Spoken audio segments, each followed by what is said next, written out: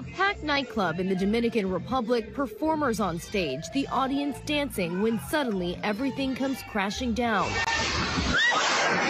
Isa sa pinakamalalang trahedyang hindi dulot ng kalikasan, sa kasaysayan ng Dominican Republic ang naganap, nang gumuho ang bubong ng kilalang jet set nightclub, sa Santo Domingo, habang ginaganap ang isang live performance. Umabot sa 231 ang nasawi, at mahigit 200 ang sugatan sa insidente. Naganap ang trahedya pasado hating gabi noong 8 ng Abril taong 2025, habang tumutugtog si Robbie Perez. Si Robbie Perez ay isang mang-aawit sa Dominican Republic.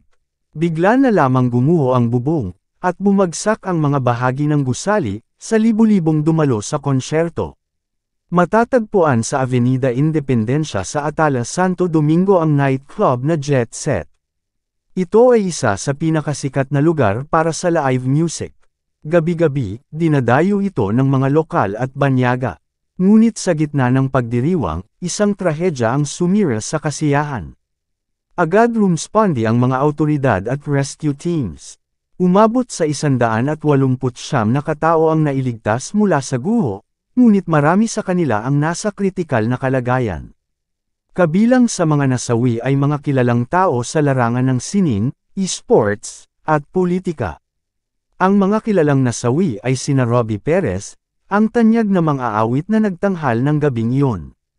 Octavio Dotel at Tony Blanco, dating manlalaro ng Major League Baseball.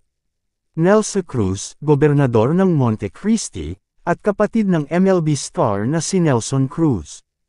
Luis Guillen, manlalaro ng pambansang koponan ng football. Martin Polanco, kilalang fashion designer. At Christian Alejandro Tejeda Pichardo, direktor ng urban infrastructure ng Santo Domingo. May mga nasawi rin mula sa Estados Unidos, Venezuela, Colombia, Italy, France, Haiti, Kenya, at Costa Rica. Bagamat hindi pa tiyak ang sanhi ng pagguho, pero may nagsasabi na may depekto sa estruktura ng bubong. Wala itong central support, at pinabigat pa ng mabibigat na ilaw at sound equipment. Napag-alamang nasunog din ang bubong noong 2023, dahil sa kidlat na tumama sa rooftop generator, na posibleng nakasira sa integridad ng gusali. Nag-utos si Pangulong Luis Abinader ng isang malayang komisyon na binubuo ng mga lokal at internasyonal na eksperto, upang imbestigahan ang insidente. May hiwalay ding imbestigasyon ng Office of the Attorney General. Isang kaso rin ang isinampa laban sa may-ari ng nightclub na si Antonio Espaillat, ang kanyang ina na si Ana Gracia Lopez, at ilang opisyal ng gobyerno. Hiniling ng pamilya ng isa sa mga biktima na panagutin sila sa kasong involuntary manslaughter at magbayad ng danyos. Nagdeklara si Pangulong Abinader ng 6 na araw ng pambansang pagdadalamhati.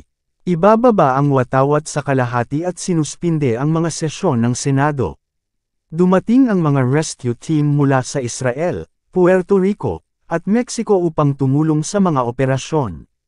Isinagawa ang isang pambansang seremonya ng paggunita sa Eduardo Brito National Theater para kay Robbie Perez. Dumalo rito sina Pangulong Abinader, unang ginang Raquel Arbaje, at iba pang kilalang personalidad. Nagpaabot din ng pakikiramay ang mga sikat na artista sa buong mundo, tulad nina Daddy Yankee, Don Omar, Juan Luis Guerra, Mark Anthony, at Cardi B. Naglabas ng opisyal na pahayag ng pagdadalamhati ang pamilya Espaillat, mga may-ari ng Jet Set. Ang pagbagsak ng Jet Set nightclub ay isang malungkot na paalala ng kahalagahan ng kaligtasan at matibay na estruktura sa mga pampublikong lugar. Habang nagluluksa ang buong bansa, sabay rin itong hinaharap ang laban para sa hustisya at kaligtasan sa hinaharap.